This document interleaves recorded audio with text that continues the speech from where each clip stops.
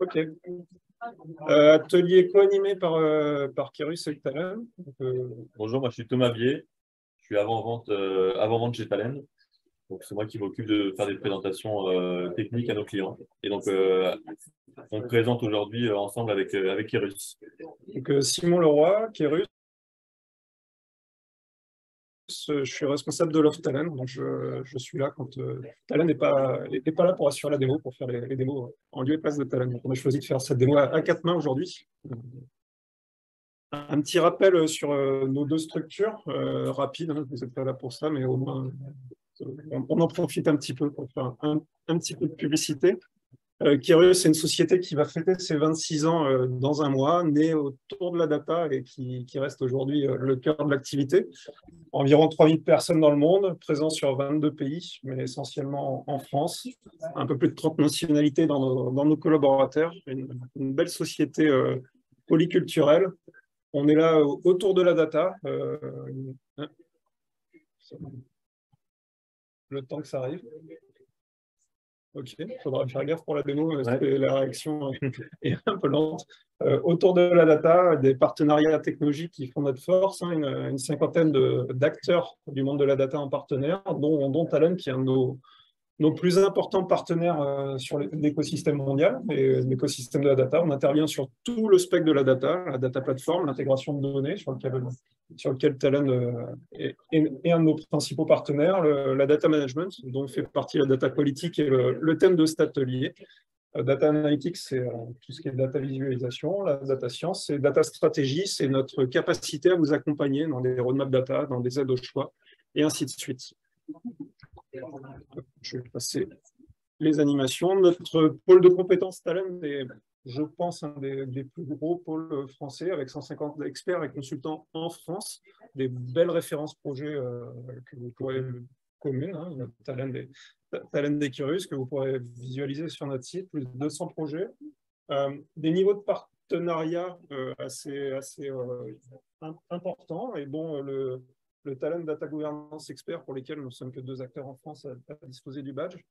Le Platinum Partner et le Talent Cloud Expert Partner nous permettent aussi d'intervenir chez nos clients sur les plateformes cloud sans l'aide de Professional Services de Talent, donc un niveau de partenariat très élevé.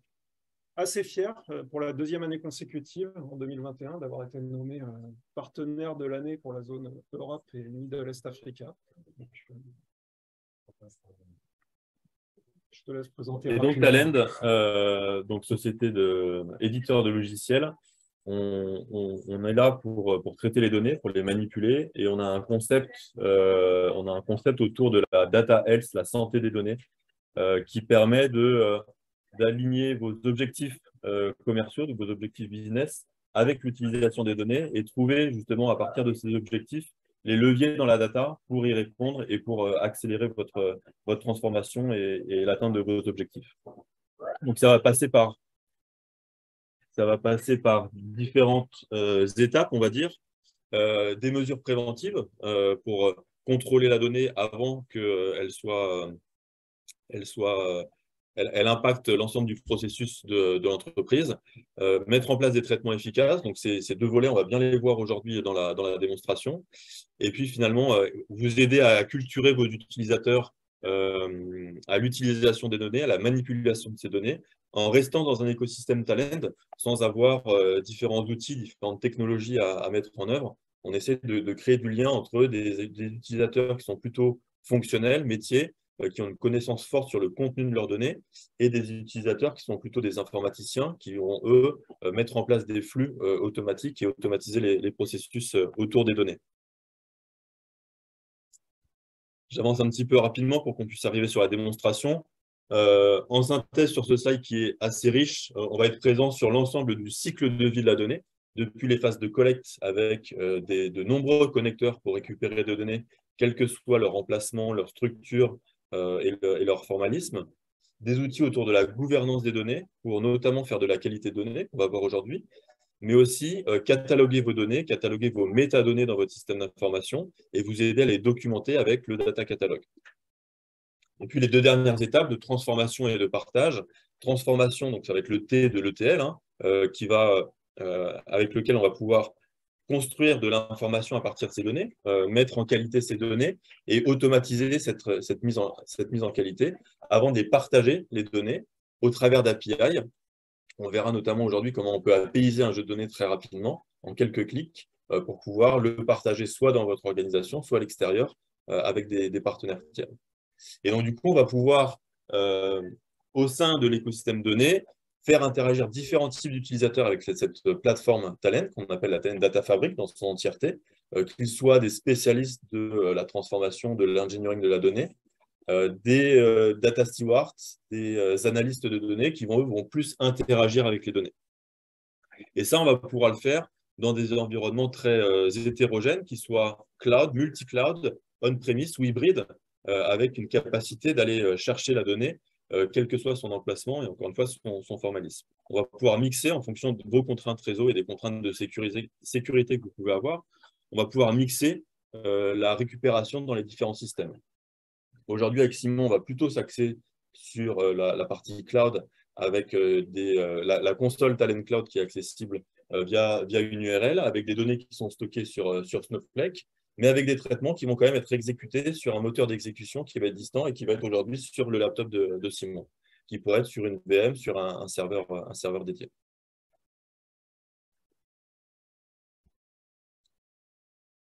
La démonstration, d'abord le scénario et ensuite on va rentrer dans le concret en espérant que le réseau soit avec nous, comme on est dans le cloud. Aujourd'hui, Thomas et moi représentons deux personas. Thomas va représenter le marketing qui demande à l'IT de mettre en place un référentiel client unique basé sur deux datasets venant de deux CRM différents, un CRM Shopify auquel on va accéder avec des API, un CRM plus historique qui s'appelle Legacy qui présente un jeu de données. Dans un premier temps, ces deux jeux de données ont été unifiés et présentés à Thomas au travers d'une table Snowflake, pour lequel Thomas va en démo utiliser Data Inventory pour regarder ce jeu de données, regarder la capacité et la qualité de ce jeu de données et essayer de me préciser quels sont les manquements de ce jeu de données et comment on va devoir le redresser. Et avec Data Inventory, donc un utilisateur plutôt fonctionnel va pouvoir non seulement accéder au contenu des données, donc visualiser un échantillon de données. Si on a une table qui fait 1 million de lignes, on ne va pas voir ce million de lignes en entier, mais par contre, on va pouvoir visualiser les données et surtout accéder à des indicateurs de qualité. Indicateurs de qualité qui vont être calculés par Talend, qui vont se baser sur la complétude des données, est-ce que la donnée est présente ou pas, mais aussi sur l'utilisation de types sémantiques. Est-ce que la donnée est bien formatée comme je l'attends? Est-ce que ma donnée correspond à une liste de valeurs de référence comme attendu pour ce type de données-là? Et ça va permettre à Talend de construire le Trust Score, donc qui est un indicateur de qualité global sur ce jeu de données, noté sur 5, pour avoir très rapidement un aperçu de cette qualité de données pour le jeu de données en question. À partir de ce Trust Score, donc cette console Data Inventory, on offre la possibilité à nos clients de récupérer l'ensemble de ces informations, de ces calculs de KPI au travers d'API. Et donc, du coup, on peut construire avec un outil de data visualisation tiers comme Tableau, un dashboard de qualité de données à partir de ces KPI qui sont calculés par Data Inventory et les intégrer donc soit dans des rapports dédiés, comme on l'a fait là en exemple, soit à l'intégrer dans des rapports de qualité de données que vous avez déjà, pour utiliser cette puissance de calcul et ce calcul qui est quasiment automatique, hein, et on a juste quelques paramétrages à faire pour les types sémantiques. Mais sinon, les informations de données valides, invalides, de complétude et de données valides, invalides, voilà. Tout ça, c'est calculé par Data Inventory et on peut récupérer ces informations sous forme d'API pour les intégrer dans des outils tiers. À la lecture de ces informations, on va s'apercevoir de plusieurs problématiques de données. La première, c'est que les données issues du CRM historique et Legacy ont une qualité de données très médiocre ou discutable, pour être politiquement correct. Donc, ce qu'on va faire, c'est que je vais passer le relais à Thomas et lui dire Ces données médiocres, pour moi, il n'y a pas de règles potentielles derrière, industrielles, que je pourrais faire dans le studio. Donc, je vais te les mettre à disposition d'un outil qui s'appelle DataPrep, dans lequel je vais te demander à toi, utilisateur métier, d'appliquer de la qualité à ces données et de redresser ces données. Et je vais utiliser ces règles métiers dans mon flux de données de manière industrielle et automatique pour à chaque rechargement, utiliser les bonnes pratiques qu'il aura appliquées à ce jeu de données. L'idée de data préparation, c'est d'éviter de passer par des phases de spécification sur les contrôles et les actions de redressement qu'on veut mettre en œuvre, et de dire à un utilisateur qui connaît ces données, va voir ces données et corrige-les toi-même. Et derrière, toutes les actions que tu auras faites seront loguées dans ce qu'on appelle une recette de qualité de données et seront intégrables dans un traitement talent en mode batch qui pourra être exécuté lors d'une nuit applicative ou régulièrement toutes les semaines ou tous les mois pour pouvoir redresser les données de la base dans son entièreté de manière régulière. Ce qu'on va voir, c'est que ce redressement à la source des données ne va pas suffire à faire des données de qualité. On constate également des problèmes de doublons de clients issus soit de CRM différents, soit des doublons dans un système. Donc, je vais améliorer mon traitement studio pour identifier ces doublons et les proposer à Thomas pour qu'il puisse les corriger au-delà dans Data Stewardship. Donc, ça va être la deuxième étape de la démonstration. C'est Data Stewardship qui va permettre de corriger des problèmes de qualité de données, des problèmes de doublons. Encore une fois, des doublons, on peut mettre en place des flux qui vont les dédoublonner en automatique. Par contre, il va tout le temps rester des cas où on ne sera pas sûr à 100% que ce sont des doublons. Donc, à un certain moment, on aura besoin de demander une validation à un utilisateur pour qu'il puisse, avec ses yeux, avec sa connaissance de la donnée, prendre la décision de oui ou non regrouper ses clients ou de garder 2 ou N clients différents. Donc ça, on va pouvoir le faire au travers de la console de Stewardship et toujours en restant dans cet écosystème talent, en donnant accès à ces utilisateurs fonctionnels à des outils dans le cloud qui sont accessibles via un navigateur Internet sans avoir à installer et à déployer d'outils particuliers. La dernière étape de notre démo, dans Data Inventory, Thomas va pouvoir constater la qualité et la fiabilité des données et me dire go, c'est bon, ces données, je vais pouvoir les diffuser à mes partenaires. Et donc, on va activer l'APIfication de ces données avec Data Inventory. Vous verrez la facilité à rendre disponibles ces données qui ont été corrigées de qualité et les diffuser à nos partenaires externes. Je crois qu'on va pouvoir ouvrir les outils. Ouais. Okay.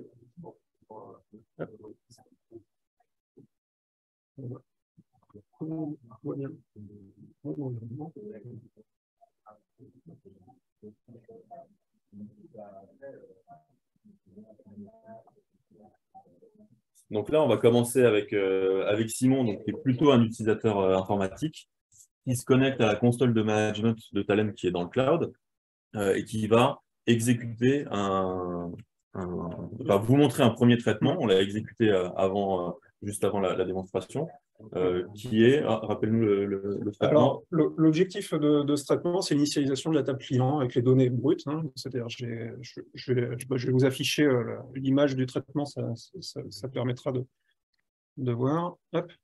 Donc, ce traitement prend les données de mon CRM legacy, qui est un mode web, prend les données de mon CRM historique, qui est du CSV, fait un petit peu de parsing sur ces données simplement pour qu'elles partagent un même format et bien stocker ça dans une table qu'on appelle référentiel client qui est dans Snowflake.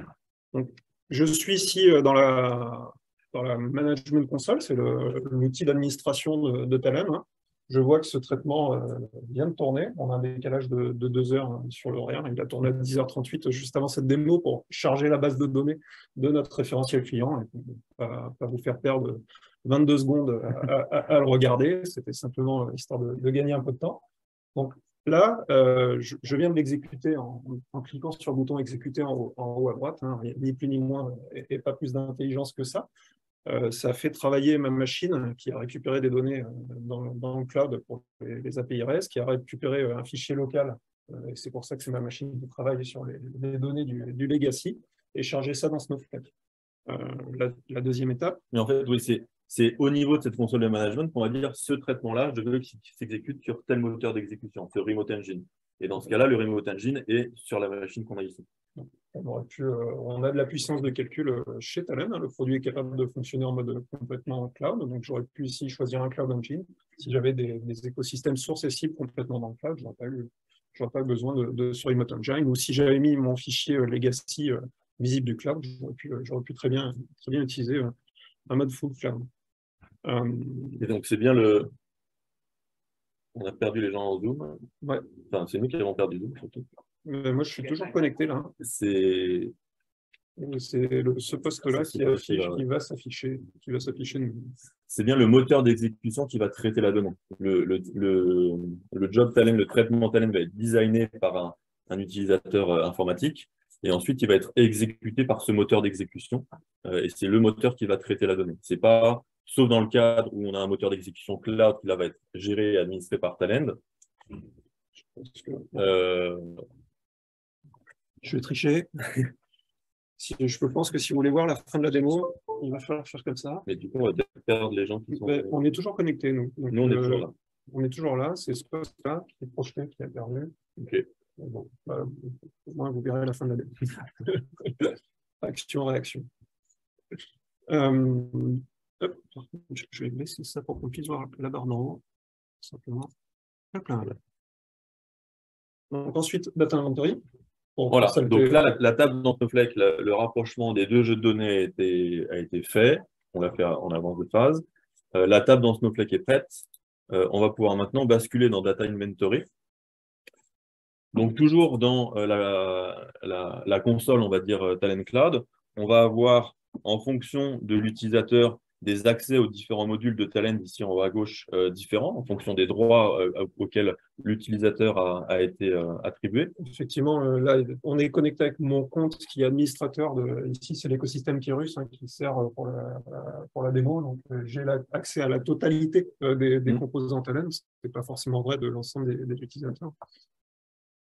Et donc là, on commence avec Data Inventory, où on va donc répertorier un ensemble de jeux de données. Donc là, on a intégré, on voit le jeu de données Legacy brut. On a le jeu de données de Shopify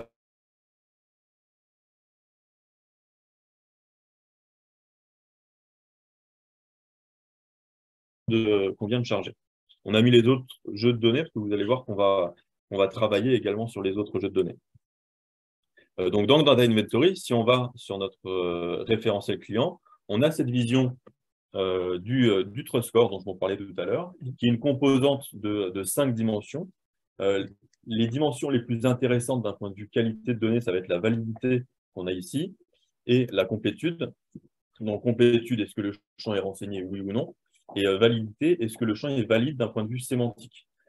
Donc, l'outil va reconnaître les types sémantiques les plus génériques, on va dire.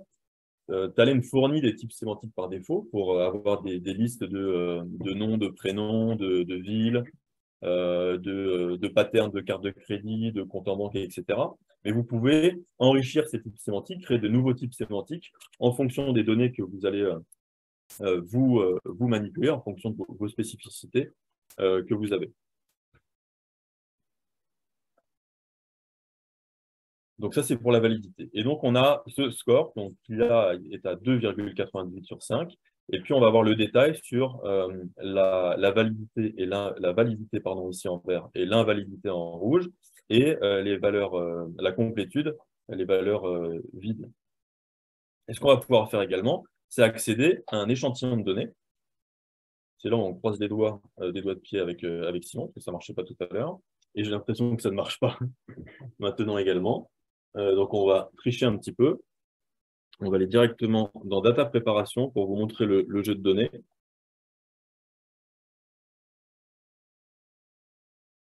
Est-ce qu'il veut bien l'afficher ici? Non.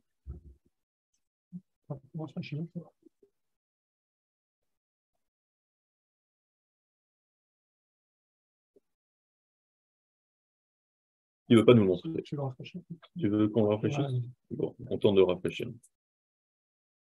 On a eu le problème avec Zoom. On commence à avoir des problèmes avec l'outil. Tout va bien.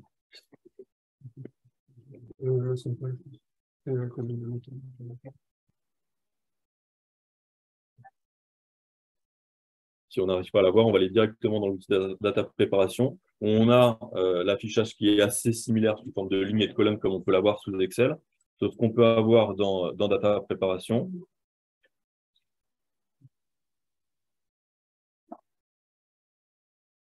Ah non, il ne veut vraiment pas qu'on réussisse notre démo. Ouais.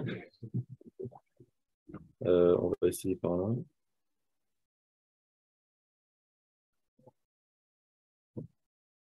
Non plus. Parfait. Ça faisait longtemps que je ne l'avais pas eu, moi, donc ça ne me dérange pas.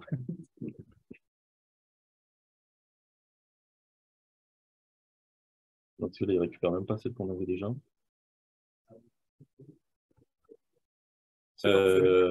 C'est parfait. Comment on va faire? Tu peux ouvrir la prep existante dans laquelle il y a donné. On peut essayer ça.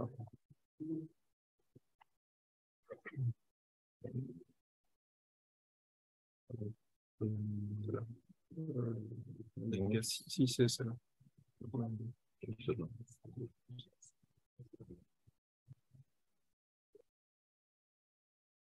Ouf. Donc là, on arrive sur donc le jeu de données. Donc la vision que vous voyez au centre, c'est ce qu'on a normalement dans Data Inventory qu'on n'a pas réussi à vous afficher tout à l'heure. On voit les données en termes de contenu. On voit pour chacune des colonnes le type sémantique qui lui a été associé. Donc là, adresse, l'outil Talend a reconnu que c'était une adresse line. Sur les phones, les numéros de téléphone, il a reconnu que c'était des numéros de téléphone au format américain. Et donc, du coup, on va pouvoir non seulement donc, constater les problématiques de qualité de données, mais ici, avec Data Préparation, corriger les données également. Donc là, on a la recette qui a déjà été faite. Donc, c'est la Data Préparation qu'on avait faite en avance de phase. Ce qu'on a fait, par exemple, que je vais du coup pas essayer de vous faire en direct parce que ça risque de ne pas fonctionner, mais on a fait une étape sur le code pays pour transformer le code pays qui était les codes pays qui étaient au format ISO 3 en ISO 2. Donc là, on a juste spécifié sur quelle colonne on voulait appliquer cette formule, cette action. Ici, sur la droite, on a accès à un certain nombre de fonctions prédéfinies et paramétrables qui vont nous permettre de transformer, de corriger ces données. Et donc là, on a choisi pour les codes pays de transformer d'un code ISO 3 à ISO 2. On l'avait fait, on a utilisé aussi une fonction qui s'appelle en français « remplir par magie » ou en anglais « magic field », où là, on va lui expliquer d'une manière très sémantique. Alors, la résolution n'est pas excellente ici, mais l'action qu'on veut réaliser sur le contenu des données. On avait du Washington tout en minuscules, mais on voulait du Washington avec un W majuscule et ensuite des minuscules. On avait d'autres cas, on n'avait que des majuscules.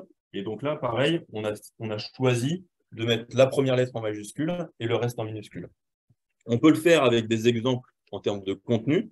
On peut aussi le faire avec des XXX, par exemple. De dire si j'ai que des XXX en majuscule, remplacer par un X majuscule et des X en minuscule. On n'est pas obligé de spécifier le contenu exact des colonnes qu'on a. Le principe, c'est on va mettre autant d'exemples jusqu'à voir le résultat. Et en fonction du résultat obtenu, on voit que si l'algorithme n'a pas bien fonctionné sur un exemple, on prend cet exemple-là, on lui montre le résultat qu'on attendait, et ainsi de suite. Et en général, au bout de 3-4 entrées, quand on est sur la manipulation de chaîne de caractères, on arrive à avoir une cohérence assez forte. Il faut lui mettre au minimum 2 exemples pour qu'il applique ces modifications, mais on peut mettre plusieurs exemples également, en fonction du nombre de cas qu'on va avoir.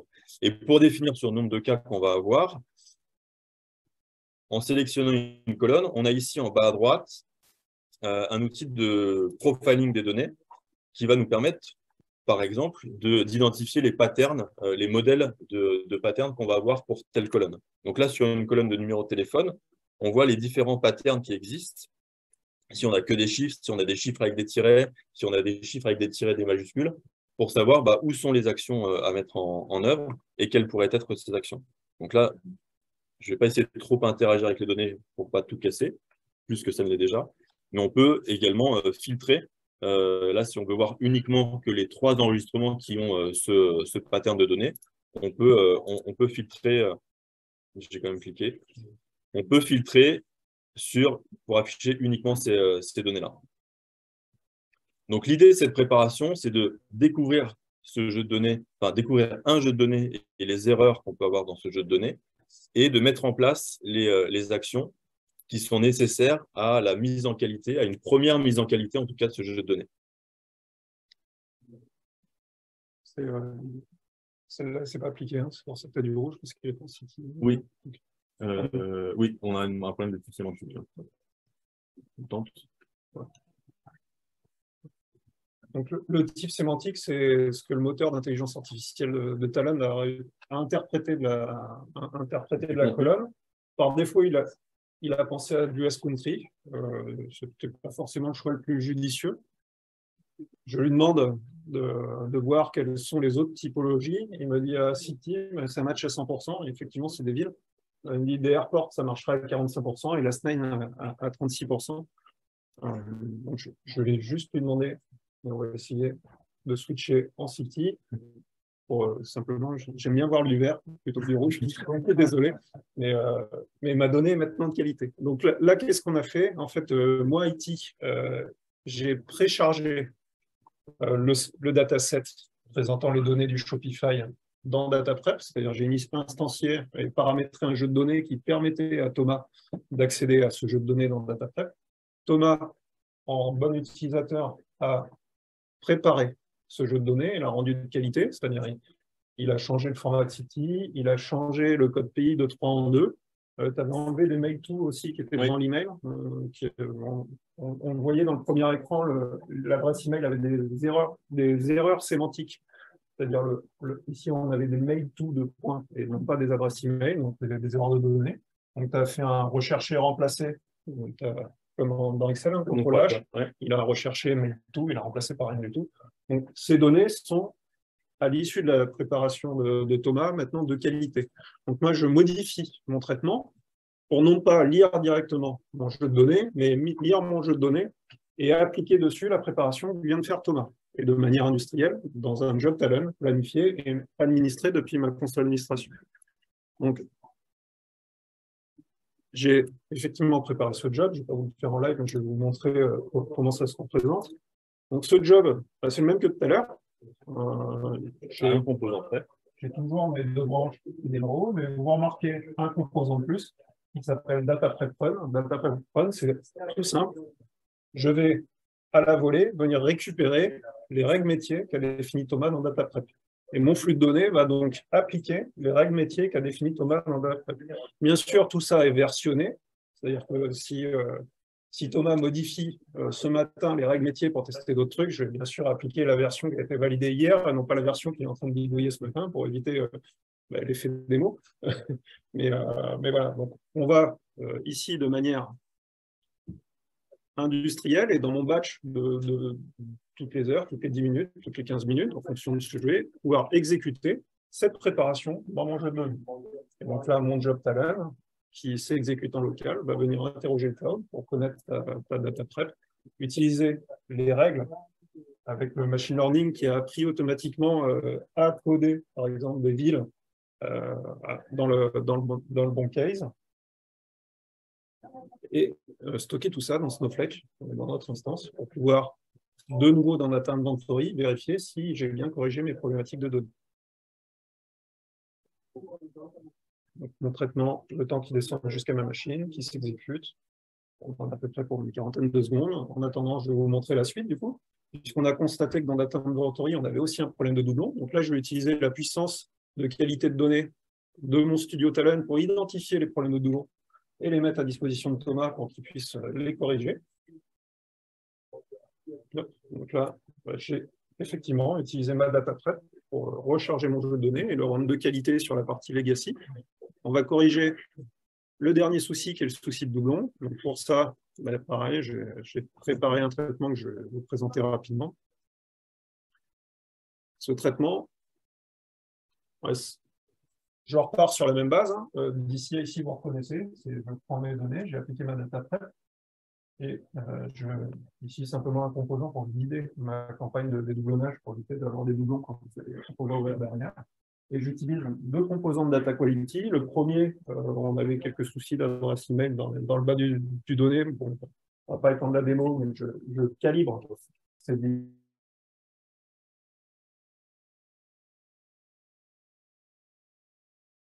cette adresse email qui est nouvelle, par problème d'homonie, par problème de phonétique, par problème d'erreur de frappe, par problème de cases associées. Et ces doublons, ben, j'en fais deux choses. Soit j'ai vu que c'était des clients uniques. Si c'est des clients uniques, je vais directement les mettre dans mon référentiel, j'ai fini de les travailler. Soit c'est des clients sur lesquels j'ai une probabilité de doublon. Et les clients pour lesquels j'ai une probabilité de doublon, ici on a mis un ratio à 0,85. C'est-à-dire que si j'ai à peu près plus de 85% de possibilité de rapprochement, j'ai identifié ça comme probabilité de doublon, je vais venir les mettre à disposition de Thomas dans DataStewardship. Donc, à la finalité de ce traitement, j'ai identifié mes doublons. Mes doublons potentiels vont être mis pour Thomas dans DataStewardship et je vais lui demander de corriger les problématiques de doublons, c'est-à-dire identifier potentiellement quel Golden Record, quels sont les attributs de ce Golden Record, c'est ce qu'on va vous montrer. Tous les clients pour lesquels je n'ai pas de problème de données sont déjà chargés dans mon référentiel. Je vais exécuter ce traitement pour te faire travailler un petit peu. J'essaie pas de tout casser sur ça. On en a pour une petite quarantaine de secondes encore. Donc là, qu'est-ce que fait mon poste de travail? Il vide ma campagne de dédoublonnage. Il va chercher en API REST dans mon premier CRM, il va chercher mon fichier dans le deuxième, il appelle ta data prep, il vérifie mes adresses email avec mon petit outil, 18 secondes, ça a été plus rapide. Il vérifie mes adresses email, il applique l'algorithme de dédoublonnage, il stocke dans Snowflake, et normalement, dans Stewardship, tu dois avoir un petit peu de travail. Donc là, on repasse sur un autre type d'utilisateur. Même si on reste dans la console Talent Cloud, on est avec un utilisateur plutôt métier qui a été averti que de nouvelles tâches étaient arrivées dans cette campagne de Data Stewardship. Donc, on a une capacité de notifier par email qu'il y a des nouvelles tâches qui sont arrivées. J'avais dit, j'ai essayé de ne pas tout casser. Mais... Je pense que c'est une session qui a inspiré.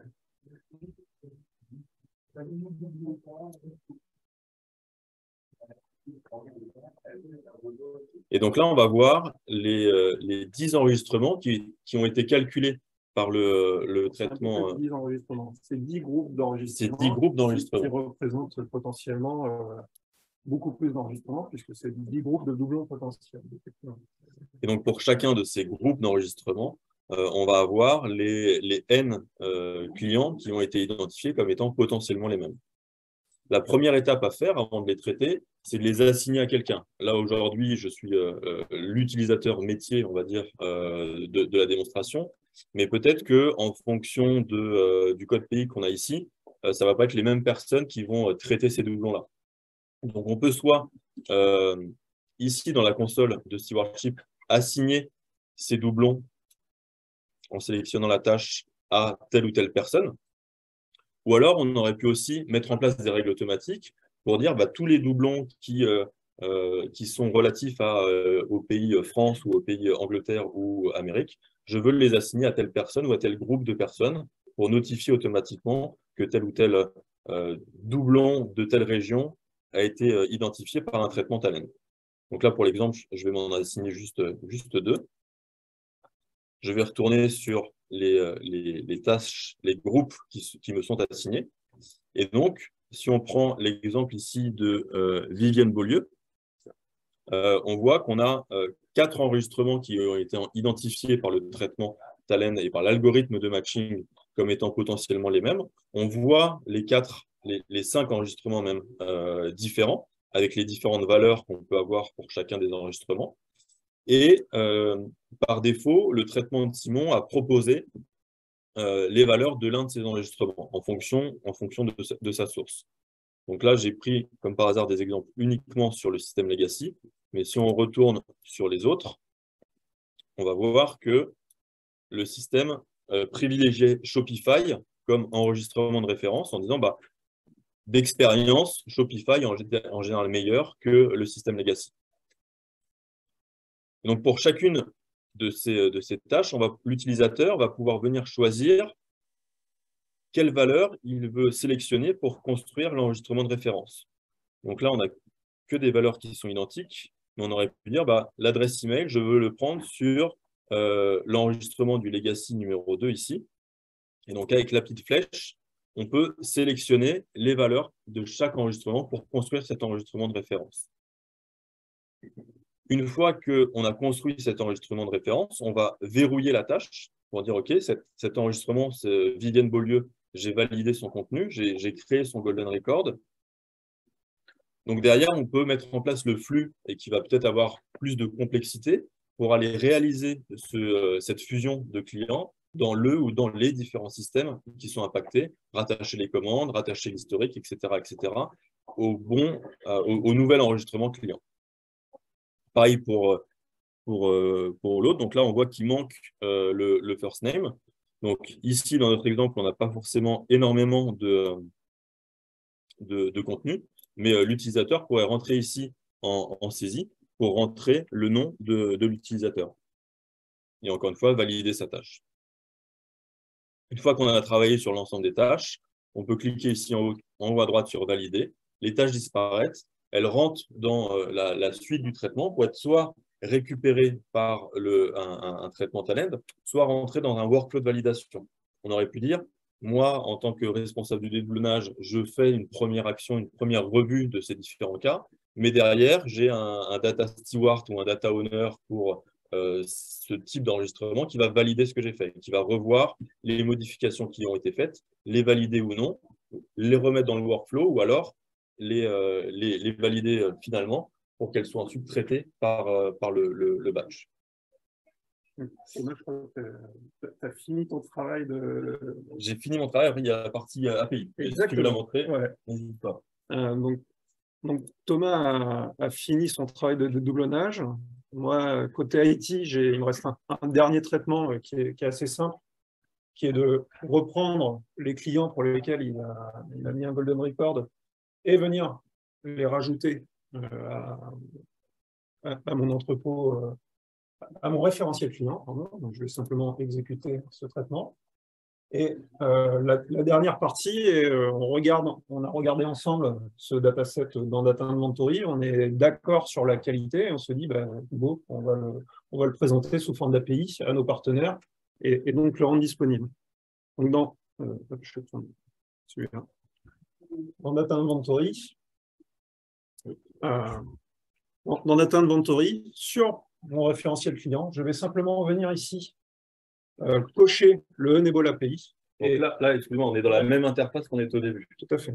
L'interface qui nous permet de visualiser l'échantillon des données, qui nous permet de visualiser le trust score et l'indicateur de qualité de données. On va avoir un menu supplémentaire relatif aux API pour APIser ce jeu de données. Et donc, je vais faire deux choses. Je vais cliquer sur le bouton Enable API, je vais lui spécifier quelle est la clé de recherche dans cette API, si j'en ai bien besoin, et Talend va me générer une API directement au standard OData avec une URL. J'ai également spécifié des comptes utilisateurs mot de passe pour sécuriser cette API et éviter que n'importe qui puisse pirater mon référentiel client. Et je vais pouvoir maintenant tester cette API directement depuis API Tester, par exemple, hein, puisqu'on a un outil de test d'API dans la suite Talend.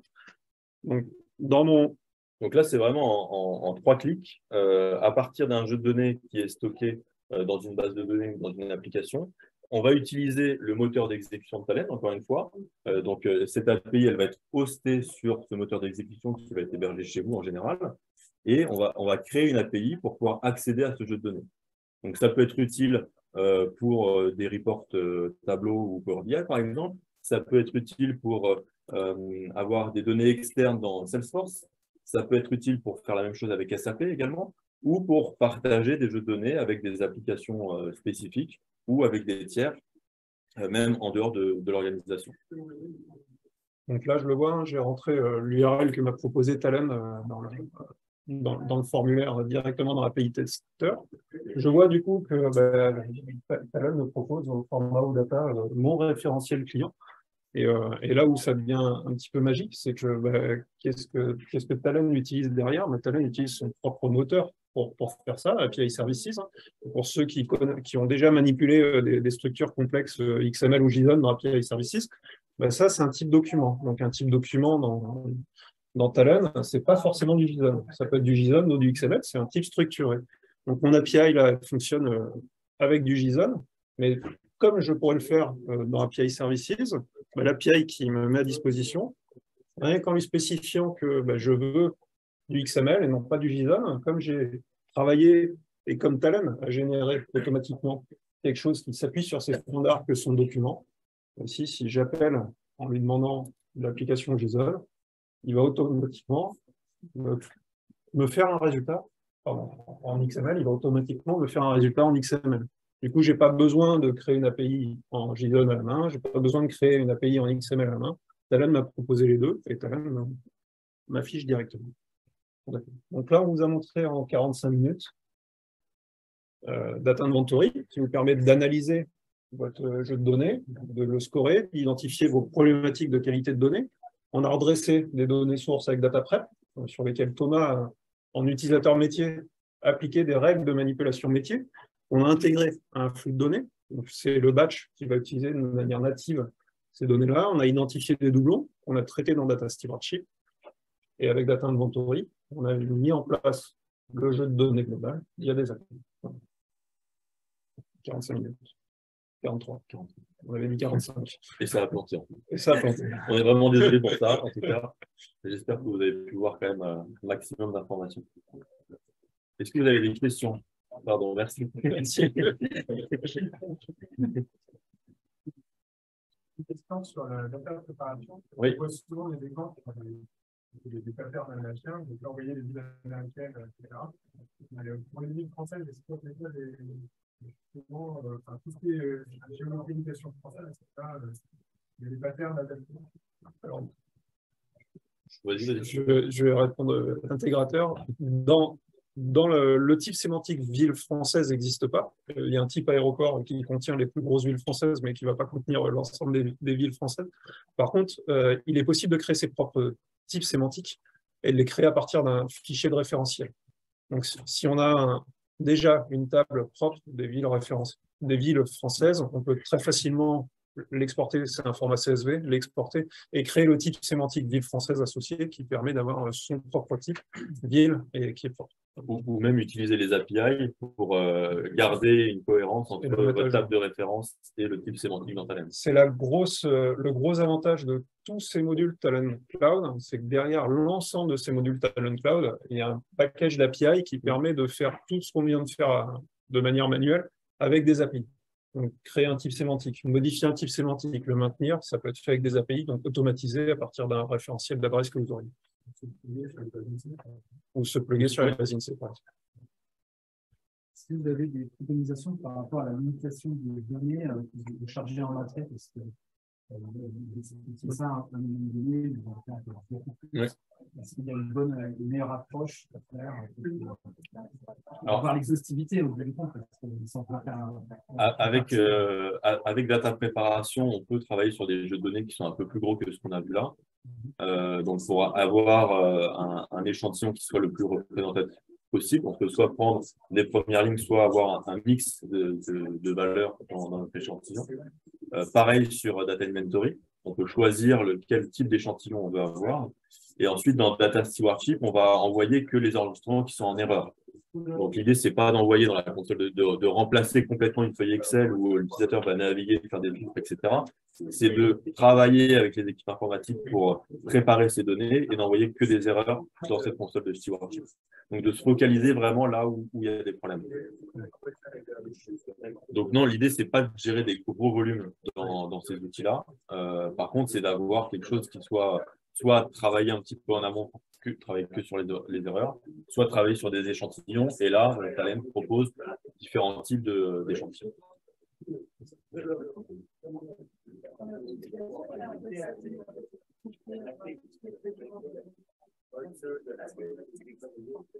Sur des quoi, pardon?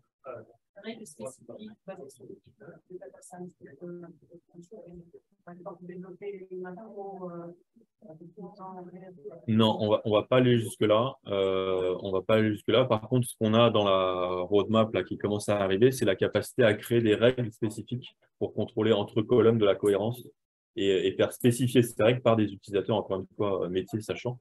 Et du coup, ces règles de qualité de données seront intégrées dans Inventory, dans Préparation et dans Stewardship.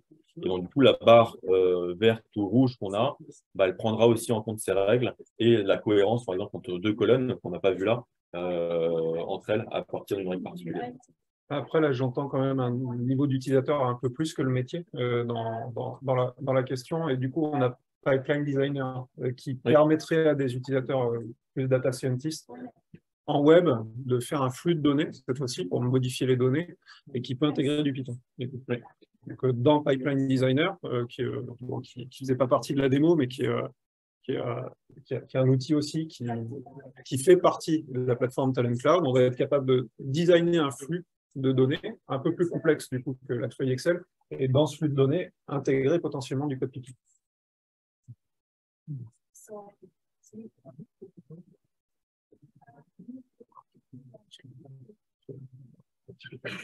C'est du web. Là, j'intègre du Python dedans et j'ai accès au langage Python. On n'est plus, sur un utilisateur business comme l'était Thomas. Là. C'est un peu plus facile d'usage que le studio historique. Hein, un peu moins de capacité, mais l'intégration de Python est quand même assez sympa. Oui.